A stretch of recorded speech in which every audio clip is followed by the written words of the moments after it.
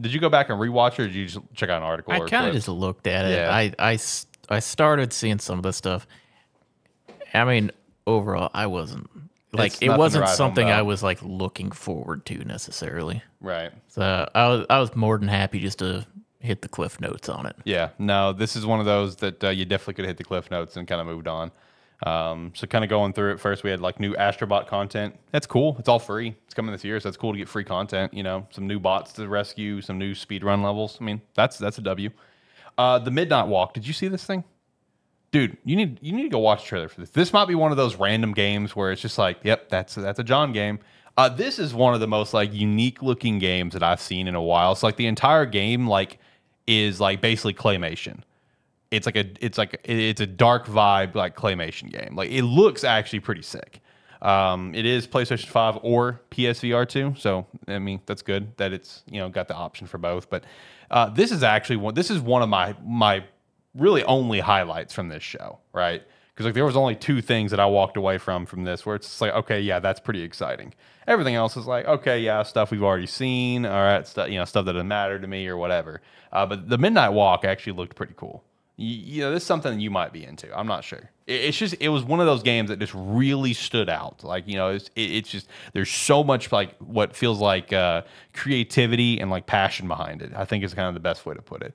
And if you haven't seen the Midnight Walk trailer, I recommend everyone go check it out because it is really, really intriguing. Why does it gotta be so fucking creepy? That's the vibe, man. So not a John game. I don't know. I think it looks cool. I love the art style. Yeah, the art style is incredible. But everything else might not be for you. That's fair. But the art style is incredible. I don't know what type of game this is. I still can't tell. An extremely unique one. Now, this is, like I said, this is one of my highlights of the show. I thought this game looked incredible.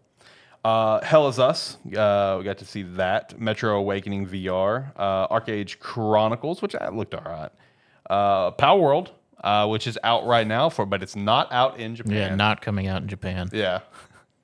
That Nintendo thing is going to be interesting to see how that thing plays out. I mean, speaking of that, like I saw someone talk about like, Nintendo doing everything that they're doing with the patent and everything.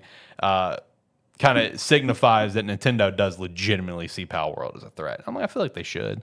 Pokemon's still going to be the king for a lot of reasons, but Power World's behind them. The prediction of Power World was going to come in and firmly put their foot in the door. I feel like that's an accurate statement. I think Nintendo has a right to see them as a threat in some capacity.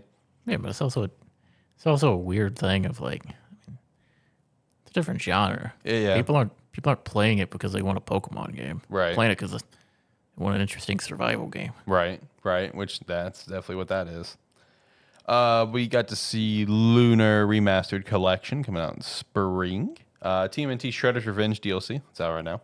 You got the Sonic the Hedgehog movie pack for Sonic X Shadow. Fantasia Neo Dimension, that is coming out at the beginning of December. Another look at Dragon Age Veilguard, which I'm very excited for this game. I don't really need to see anything more. I'm ready to go. Come on, Halloween. Another Alan Wake 2 expansion. Shout out to that. There is in case no one has seen it, there is a physical copy of Alan Wake 2 that is coming out. You can pre-order it right now. Because keep in mind, originally did not have a physical release. Overall, really good package. If you've never played Alan Wake, me, and you're interested in playing Alan Wake, me, it's a great opportunity because it comes with Alan Wake Remastered. It comes with both expansions and obviously Alan Wake 2. And I think it's $60, maybe $70. I mean, standard game price. So I don't know if you've been interested in Alan Wake, that would probably be a good thing to check out. Check out the pre-order on that. Hitman: The World of Assassination as a VR game coming in December. Finally got the official reveal of Legacy of Kain Soul Reaver 1 and 2 remaster after that got leaked. Fear the Spotlight, Towers of Agaspa. I'm not sure to pronounce that one. November early access. That's coming soon. Lego Fortnite split screen and a controller. You gonna get the controller, John? I have no idea what this is. The controller looks like crap. Me and Christina, we recently found the special edition Fortnite Switch at one of our local stores, and she looked like, "What is that?" I looked at it for a second. I'm like, "Oh yeah, I think that's the Fortnite Switch. That thing's ugly as shit." That thing is just like if if maybe I just unlocked someone's core memory listening to the show, that was a thing. Got another look at Dynasty Warriors Origins and another look at Monster Hunter Wilds, John. How excited are you for this? I mean, but I didn't watch this. Got the release date. I didn't go back and watch it. The highlight I got out of it was the release date. So now we know it's in February. So, fuck yeah. February's locked up. Did you see the recommended stats for your PC on this thing? Nope. Oh, dude, it's insane. It's insane. So like, if you to get the game to run, it's not too bad. It's like I think the minimum was like a GeForce 2060 Super was like the bare minimum to get the thing to run. But like to get like preferred gameplay on your PC, it's just like, oh yeah, you need like a 4060 something. It's just like, ah, damn. It's like, I've seen articles about it that the recommended components are terrifying, and I'm just like, man, what is this game going to be like on PC? I feel like it could potentially have a rocky launch on PC. Oh yeah, because it's gonna. I mean, it's gonna be it's kind of twofold there. It's like one, they probably wanted to really crank it for PC to have like some of the craziest stuff, but also, I mean, it's the inflation of like recommended specs that we've seen for years. Yeah. It's like it's been a major complaint for years where it's like, and I will say it is a thing where with the PC version and the console version coming out simultaneously, is that got something to do with why the specs are going to be so outrageous. Mm-hmm. If it had another few months to cook, could we have gotten those specs down some?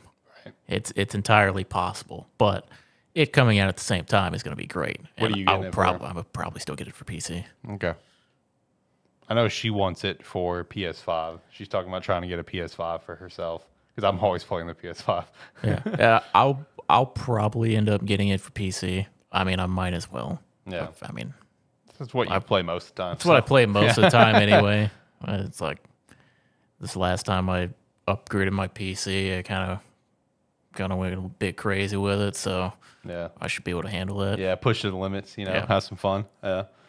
No, I got to say February is stacked. We'll kind of touch on that here in a bit, but no, it coming February 28th. So into the month of February, John's got his first big title of the year.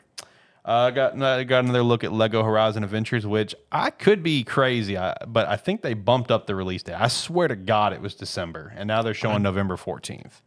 Whatever. I don't know. They've shown it a few times. They might have shown a release date at some point in there, but I thought it was December. It's also one of those where we're like, oh, Lego Horizon.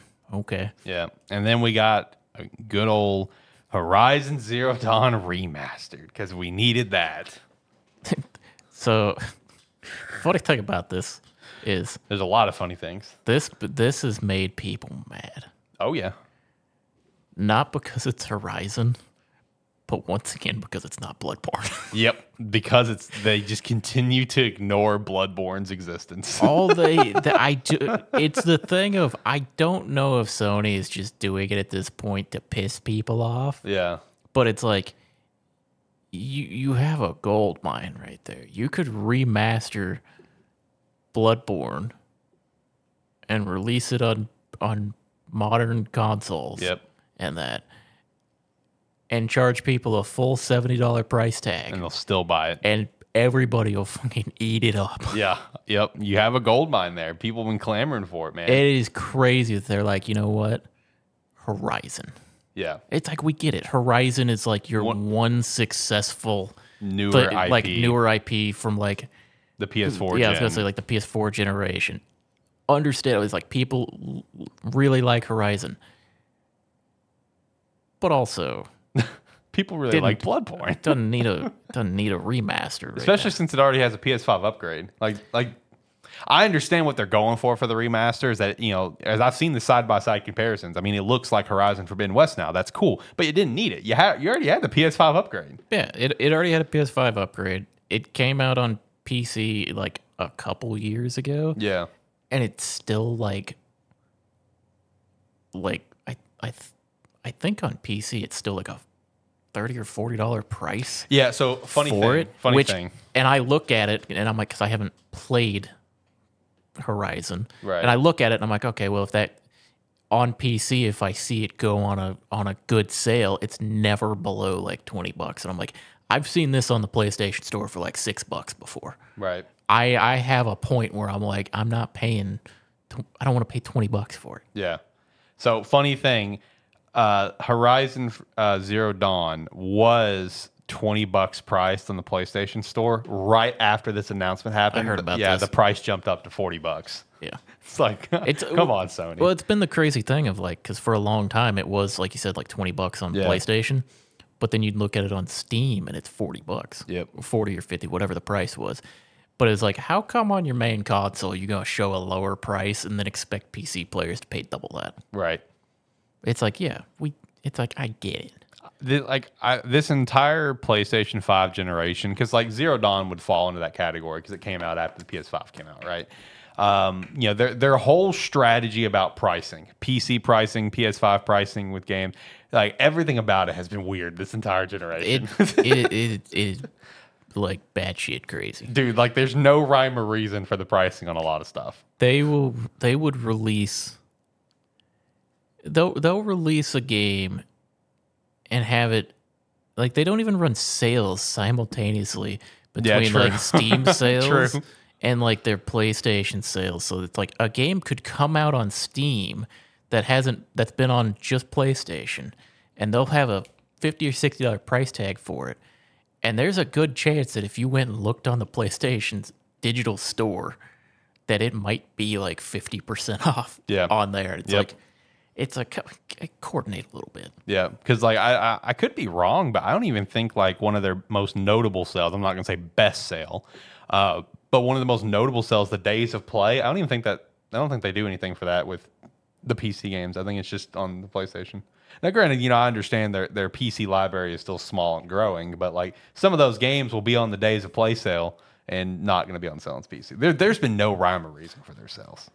Well, it's like where one of the best examples that I can think of was like God of War 2018.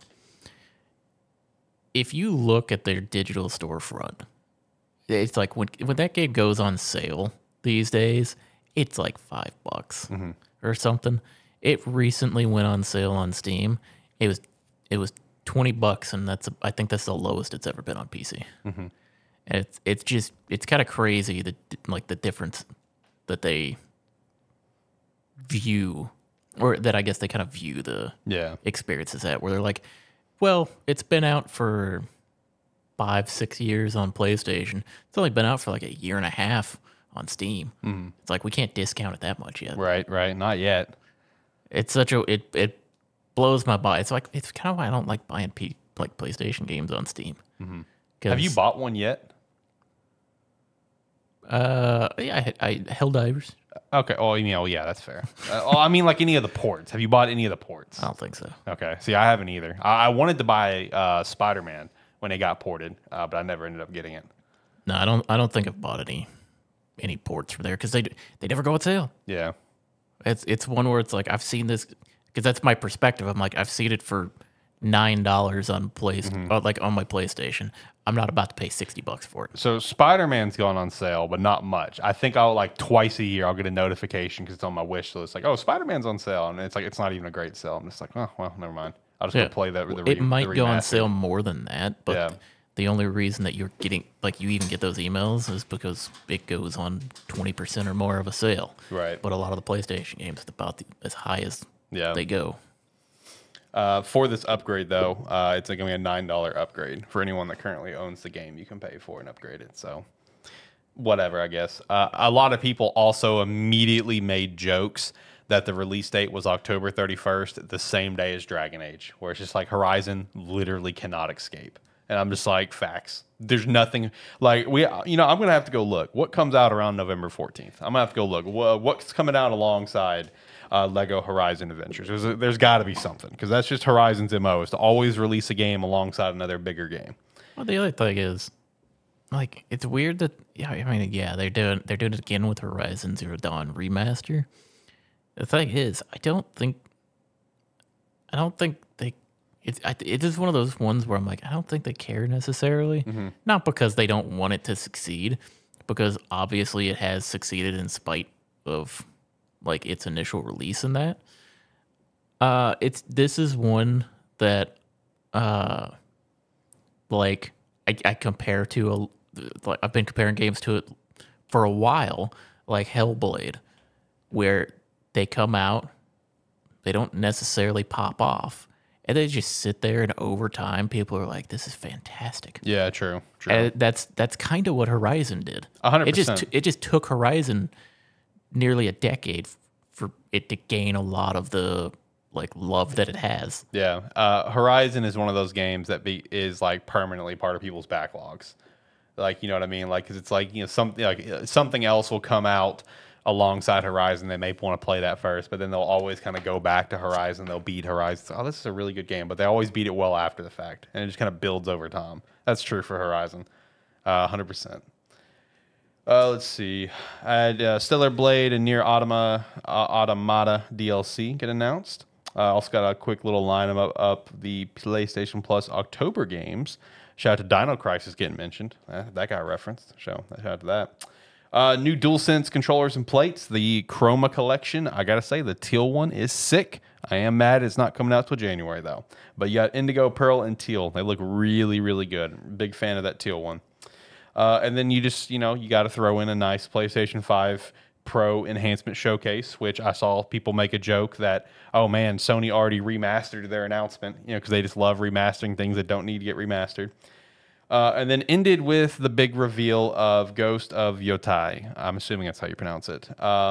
The next entry to the Ghost of Tsushima series, or just, I guess, the Ghost series is the best way to put it, coming out next year. Immediately, like, there was a lot of really stupid conversation around the fact that you're playing as a female protagonist. There's always going to be that stupid conversation. It's like, it's not a big deal. If you don't like it, don't play it. It's not a big deal. But the one thing that I thought was really interesting is the idea of not necessarily moving to a new protagonist, but moving to a new protagonist and jumping to a whole new era, essentially, right? Because I feel like, everyone was, myself included, was automatically just assuming and waiting for a Ghost of Tsushima 2, right? Follow the next chapter of Jin's story, whatever it's going to be. And that we could still get that. This game could be the equivalent of like a Spider-Man Miles Morales. You know what I mean? It could be the equivalent of a potential Atreus game if he ever gets a little spin-off going, doing whatever he's doing. Who knows? That could be a thing. Could this game be to that size? Maybe. Or it could be a full-fledged game like a Ghost of Tsushima, and just maybe that's the whole idea with the Ghost series, is continuously jumping to a new protagonist in different eras. I think that's fine. I think that's cool. I mean, I would assume that this is their their full-fledged, not like a interlude. Yeah. Like, I think it's a full-fledged thing. Yeah. I deservingly so. Yeah. I'm pretty sure it's like, yeah, people may have wanted to see what happened next for Jin. They may still be hoping for that. But at the same time, they're probably looking at it like, yeah, we could spend the time to make you probably not a full game's worth of story or something for that. Or we can just move on, create another story, and let your imagination run wild. Mm-hmm. Which, I don't know, kind of a fan of that approach. Yeah. No, I am too. I like the idea of like jumping to new characters and stuff, and not just continuing on with Jin. I mean, would I like to see another entry for Jin? Yeah, sure, maybe one day. But I mean, I'm very excited just to go to a new area and everything. Yeah. I like the idea of not every story has to show you to the final conclusion. Yeah. It's like, I mean, yeah, a lot of times we do want to see that. But especially like, say this game comes out and it kind of leaves you wanting a little bit more to it. Maybe you get the same thing here, and maybe that just becomes their signature style, which I'd be fine with that. Yeah, I would too. No, I'm very welcoming of that. We're going to talk about them here in a little bit, but it's kind of like Assassin's Creed. There for a while. Besides the string of Ezio games, I mean, you always jump to a new assassin. Granted, it was like a sole focus on Desmond until he died, but those first few games, you would jump between, you had Altair, then Ezio, then Connor, then you had whoever the guys, Conrad, maybe, I think, Kinway, whatever, of the fourth game, Black Flag, something like that. Kind of the same idea. It's kind of what they're going for here. And I mean, I had no problem with that with Assassin's Creed whenever I was playing Assassin's Creed up to basically Black Flag. So that's why I guess I'm kind of welcoming to this. It's like, yeah, sure, I'd love to see Jin's next step, but this is also really cool. This is a welcoming change, especially when you're fast forwarding like 200 years, from the events of Ghost of Tsushima. So it's like, that's going to also open up the possibilities of like different references and stuff to Jin and like his impact on the world. Cause his story is done in the sense of where this game is, right? His story is completed. It's 200 years past. And I don't know, like whenever I see something like that, like my first thought is something like Assassin's Creed 2, where you get Altair's armor. And it was one of the coolest moments of the game for me. You go through all the extra side quests to get his armor or whatever. I thought that was really cool. It wasn't even like a main focal point of the game. It was just something that you could do. So that's kind of the same thing here. It's like, are we going to have the opportunity to maybe get something of Jin's, like find it somehow, right? And see what impact he had on the world. Granted, this is a different region, yes, but his legend, is going to be there, right? Like I imagine he's going to be referenced in some capacity, whether it be like, scrolls or whatever, some sort of text. Like I think it'd be cool to, find those Easter eggs of what Jin's impact was to the world, to all basically inspire another Ghost.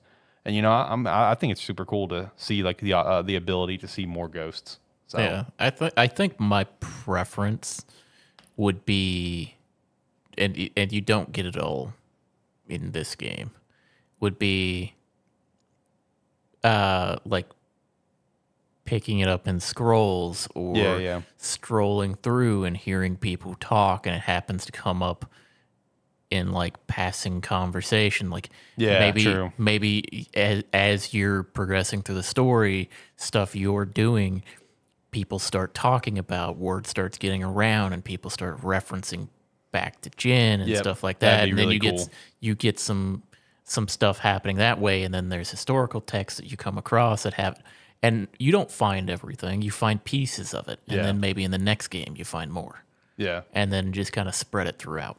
See, that would be sick because, like, it's like what you're saying. It's like you're walking through maybe a village or something, and everyone's talking about, oh, did you hear about like this, certain, warrior that is striking down this or that, whatever. Oh, it's almost like it's the Ghost of Tsushima, from 200 years ago. That'd be sick. Yeah. That would be really sick. That would be the way I would probably like to see it, because I mean, like finding a text or an ancient scroll or something that has some of that put on there, it's nice and cool to see, but most people aren't going to read those when they actually pick them up. True. They're gonna pick it up, scan it for quick information, or to see if they get like a prompt or an update to their quest or whatever. Yeah. And if it doesn't happen, they're gonna close out of it and leave. Yeah, basically. So I'm that way. I would victim. It's one where it's like make it a little more dynamic of getting that information, and if you catch it, you catch it, and it's cool. If you don't catch it, then, or if you don't notice it, or if it don't connect the dots, it doesn't hurt. Right. So yeah, that'd be something that would be cool. Yeah. Coming out next year though. So another game. I was gonna say preemptively call that a Game of the Year contender before it even comes out. Yep. I agree. No, next year is getting very stacked. Very stacked. Like, it's wild. We can look right now in September 28th when the show is going live, and we can look at next year and we can already pinpoint 3 Game of the Years, assuming everything comes out fine for all 3. Because obviously one is set, and that's Monster Hunter Wilds. Like, I feel like that'll be a Game of the Year contender in February, right?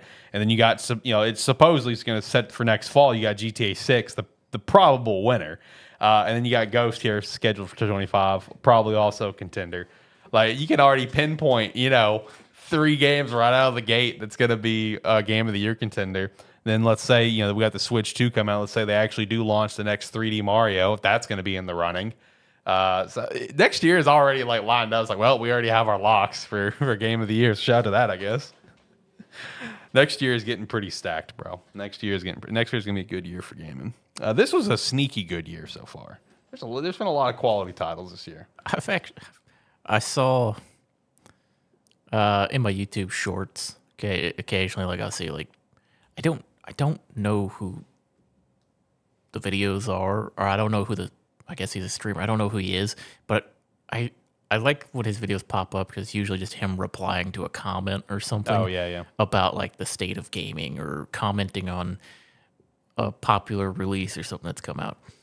If I come across him again, I'll make note of the name so that I can come back and mention it again. You know what's sad is that brief description, I know probably who you're talking about. It's one of two. And I only know the name of one of them. But in a clip I saw the other day, this actually, like, I got down and I was after I saw this clip, I was actually just like scrolling through game releases and that. Yeah. And it was, I guess somebody made a comment about saying like the state of gaming this year was like I think he was playing Black Myth or something. And somebody commented, said like gaming this year has been like terrible, like no good AAA games or anything like that. And I'm sitting here, I'm like, I don't know. I feel like every month has had a banger. Yeah. It's like every month at least has had one banger, sometimes two or three. And it's like, yeah, we've had some historic fails. We've had some AAA flops. We've had some games come out dead on arrival. Yeah. But also we've had a year of records being broken. Yeah. Twice this year we've had Steam records being shattered. Yeah. With Power World and then Black Myth Wukong. What a weird fucking year this has been, man. Yeah. It's like I think the thing that people get stuck on is this has not been a year where you look at it and you're like, oh, here's our game of the year contenders. Yeah. Like you think to like 2023, 2022. Mm-hmm. It's like those were some fucking banger years. Oh yeah. And then we come to what would be considered a normal year if not for the influx of crazy good games we had for the past few years. Yeah. And it's like, yeah, it's a normal year. We get a couple standout games, but other than that, it's a bunch of good. Yeah, a bunch of good quality games. And then we get a couple really bad ones. You get the historical failures. But even then, it's like it's like I literally started scrolling through a list of all game releases from the year, and I was like, "Yep, January through we're in September, about to be October, and yeah, every month has had at least one banger." Yeah, and it's like, yeah, maybe the one banger that came out for each month, it's not going to sit with everyone, but throughout that time, you should have been able to like. In these like 9 months, you could very easily find 2-3 really good games that came out this year. Yeah, that could hold you over for a long time. That's what a lot of the games that came out this year were supposed to do. Yeah, like Power World, it was supposed to drag you in and make you play it for 150 hours. Pretty much did that, and then updates have come out. Not everybody's gone back yet. When people do go back, they'll probably play it for another 150 hours. Yep. That's what that game is meant to do. It's not meant to play for 1,001 like straight go. Now we've got Deadlock, not even officially out yet. True. Now that game has been taking over the world in a sense. Smaller world because it's still invite only, and once it becomes full, like no invite or anything, it's gonna blow up. That game is gonna break records. Yeah, that game's gonna absolutely just blow up. But yeah, and then it's like, then remember. I mean, Helldivers. Yeah. Helldivers fucking blew up for several months. Yep. It's been a crazy year. Yeah. It's been a crazy year of records being broken, both good and bad. Yep. Games coming out that fostered community and then also had none and closed down because of it. But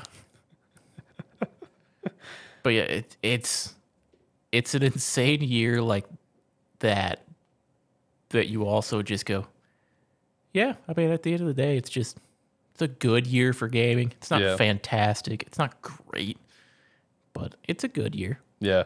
It has definitely been an insane. It's one of the most interesting years. Is the good way to put it. Too. Yeah, it's a weird one because if you made a graph for it, it would be like you start the year up here, Yep, and then you kind of tank down for a little while due to some like bad, like maybe some failures or stuff. You had Suicide Squad and that at the beginning of the year, which not complete failure, but probably going to be shutting down eventually. Yeah, but it never popped off like they wanted. Yeah. And then it's like we kind of just go bang. It's just up and down all year. Yep. It's like, yeah, we hit some lows, but we also hit some of the highest peaks we have in decades. Yeah. And with that, it's also funny because just in like certain spaces of like gaming, that's how the feel is. Because like one meme that I see get updated at least once a month on Twitter is that the timeline of Sony for this year, just to give an example of what you're saying of up and down, where it's like this whole year has just been up and down for Sony, where it's just like, oh, we're so back with like, let's say Astrobot, and it's just like Concord 400 mil, oh, it's so over, and it's like something else happens, oh, we're so back, and then it's like the PlayStation 5 pricing, oh, it's so over. Like, it's just been nonstop, and like that's the kind of vibe that I get from the whole year in general. It's like just nonstop up and down. Not even just for like gamers themselves. This has also been a historic year that one title in particular has brought in so many people that don't play games anymore, but were so excited. And I know several people who bought consoles for it. Yep. College football. Hey. It's like it may not be the best football game ever created. Yep. But my God, do people look forward to it? And man, are they excited that it actually came out? Yep. I mean, moved consoles alone. That's crazy to think about, right? And it's like that's another aspect of this year where it's like, yeah, I mean, I played it a little bit. I mean, I'm not a football guy. Yeah. I don't particularly enjoy football games anymore. I could probably sit down and play like older ones. But it's like, I'm not going to sit here and play them now and try to play online against people and all that. I don't want to do that. Right. That's too much for me. I don't even want to play online with people. But yeah, it's crazy that is the title that probably moved them. Probably one of the higher titles that moved the highest number of consoles this year. Yeah, it's college football. Yeah, historic return, man. Historic return. It's been a fine return. It's been fun. I've got my fun probably 200 hours out of it so far. I mean, I've enjoyed it. It's frustrating at times, but it's been good. No, it has been it's been an interesting year. It's been an interesting year. And stuff like that with this state of play with like Ghost and everything, and getting the release date for Monster Hunter is just giving us a setup for next year. I mean, overall state of play, it was fine. Had a couple nice little announcements. Ghost was cool. Release date for Monster Hunter. The Chroma Collection, I think, is really cool. Yeah. I think that what was it called again? The claymation game, the Midnight Walk. I thought that looked really interesting. So I mean, it was okay. I mean, it was okay. Ghost. Everybody's been just waiting on the announcement. It's like it's one where it's like, yeah, it's gonna happen. Yeah. We just don't want to win. Right. And it finally happens. It's like, okay, yeah, it makes sense. Yeah. Monster Hunter Wilds. It's like big W. It's like, yeah, I'm not necessarily like hyping myself up for it because I knew it was going to be a while off still. Into February, I'm like, okay, yeah, I got my target date to start getting hyped for. Yep. I saw Steelbook was already up for pre-order for that. If you get the standard edition of the game, which I know you weren't going to get physical anyway, but there's a Steelbook out there. Shout to that. Maybe there'll be a special edition controller. Hey, you're the Steelbook guy. I do love me some Steelbooks. You're the controller guy, so maybe there'll be a PS5 controller. I was going to say, speaking of controller guy, I haven't heard you mention at all yet. You're right. I have not. Wow. How did I drop the ball on that? So, yeah, it has been a fun week for me, man. We got a Steam Deck in the house. I got this Zelda Switch now. Extra little tidbit. I got my pre-order for my Kaito Hitman Reborn fan disc, which is the first official English dub of Hitman Reborn to ever exist. Shout out to that. It's only like 3 or 4 episodes. They did the most popular episodes, but hey, It's pretty cool. Chris Sabat is Zonzas, so that's pretty cool. But also, I managed to actually get in the queue, and I did pre-order the 35th anniversary edition. 30th, sorry. The 30th anniversary edition of the DualSense for the PlayStation 5. Don't know if I'm going to open that box. I'm going to be honest with you. I don't know if I'm going to make it a playable controller for me. That might just be on the shelf. You probably also made a good choice to not pre-order it through the direct website because apparently people have been getting their pre-orders canceled. So, okay, I really don't have the money to like do more than the DualSense, right? But I told myself if I manage to get into the PlayStation Direct, even though I really shouldn't do it because I got some other things I got to take care of, like I got some car work piling up, I would have considered the Portal. It's the only time I've ever been interested in the Portal. Okay, so I didn't try to get in the queue because the queue came. The pre-orders became open at 9 o'clock. I got busy at work. Yeah. I didn't end up even getting to attempt looking at it until almost 11. Mm-hmm. Around that time, I was like, out of curiosity, I'm going to jump in the direct queue. Yep. Portals were still available.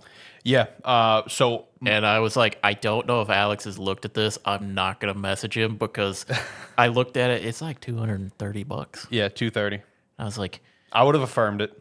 Yeah, but I'm like, yeah. I'm not gonna send this to him if he hasn't seen it, just because I don't want to make him do that. Here's where it sucked for me.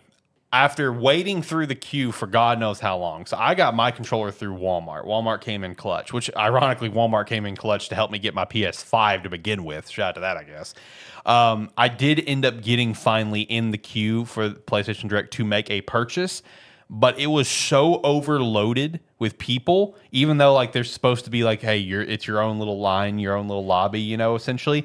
I could not add anything to my cart, including things that you know good and damn well is not out of stock. I'm talking base ass shit. Out of curiosity, I tried to just add Astrobot to my cart. Could not add anything to my cart. So it was sitting right there, PlayStation Portal, add to cart, and I kept clicking and clicking, and it would not work. I got out of curiosity, was not going to buy it. I tried PS5 Pro, did not work. I tried the 30th anniversary Pro, did not work. I tried Astrobot, did not work. It was so overloaded, the site would not let me put anything to the cart. That's what I was saying. When I signed into it at about 11 o'clock, portals were still available and were able to be added to the cart. See, did not work for me. And I looked at it and I went, I'm not gonna send this to him. I appreciate that. I'm not gonna tell him that. I appreciate that. I'm like he'd get that. I'm like he'd get the portal. He'd probably open that one and not the controller, and then he'd just be disappointed that he had a portal. I probably would have used it, but he would have been disappointed with it. I know. No, I did not need to buy it. So it was a blessing, and so the universe was saying, "Bud, you got some car stuff to take care of soon. You've got this going on. Like you don't need. You got the controller. Be happy with the controller." I will say it's like for. I mean, this is one where like it'd be cool to have because there's so few of them are getting made, and so few of them are like going out in the wild. So it'd be cool to have for that aspect. Yeah. As far as the controller itself, I know you absolutely love it. I think it's so cool. You love it. For me, I was like even when I looked at it, I was like, I'll just check around. I was like, they're all going to be sold out. I'll check around. If one's there, I'll buy it. Right. It's like, but it wasn't one where I'm like, I have to get this one. Right. Yeah, it was one that I just felt like I had to have. And you know what's sad? I didn't even start off with the PlayStation 1. I started off with PS2. But I fell in love with that design when they revealed the going away present for the fuckboy Jim Ryan. Like that one looked way cooler. That one did look way cooler. But like once I saw the idea behind it of like, I was like, okay, that's sick. So it's like, well, this is close enough. This looks sick. I think honestly, call me basic. I mean, what gets me literally is just the buttons. I mean, the buttons are the best part of it. Like the buttons and the PlayStation symbol being the old coloring. Like just seeing that, it's just like that's cool as fuck. I want it. Like that, I don't know. It just pops off. Also, I mean, that's like it's a perfectly fine controller. Yeah. It's one where if I wouldn't have been busy at the time, 100% would have tried to buy one. Yeah. No, And I mean, if I got one, I would have been really excited. I would have opened it. see, I don't know if I will. I haven't decided yet. I mean, that's just kind of. I still haven't opened my Final Fantasy 16 one. Yeah. But that's more of just if I open them, if I plan on using them. Yeah. And I don't have a reason to slot that into my rotation of controllers right now. Right. That's fair. Yeah, I don't know. This one may just go on the shelf. Because, I mean, also shout out to the boxes. I also loved the boxes. All the boxes are themed after original PlayStation box. So I just think that's just a cool little aesthetic aspect of it. So I don't know. We'll see. I mean, it may go on the shelf here behind me. And just know that if you're watching the show, the controller might be in that box if it's on the shelf behind me. I don't know if I'm going to take it out yet. But, yeah, shout out to that, though, man. That's pretty exciting. Buy a box for it, replace it with it, and pawn that thing me. off. Man, they're going for so much money on eBay. Yeah. All of it is, dude. I'm talking like $10,000, $30,000. Like, who's buying this shit? There's people watching it. I'm like, bro, I want to know where you work, buddy. That's probably just them going, is anybody going to buy this? Yeah, it's probably just more so out of curiosity. I got to be honest with you. That's probably what it is. But then you'll find that one listing that's like $5,000, and it's like it's in 3 people's cart. I'm like, Jesus Christ, that is desperate. That is desperation. I mean, I want to know where you work. If you can have a $5,000 resale scalp bundle from eBay in your cart, thinking about buying it, I want to know where you work, buddy.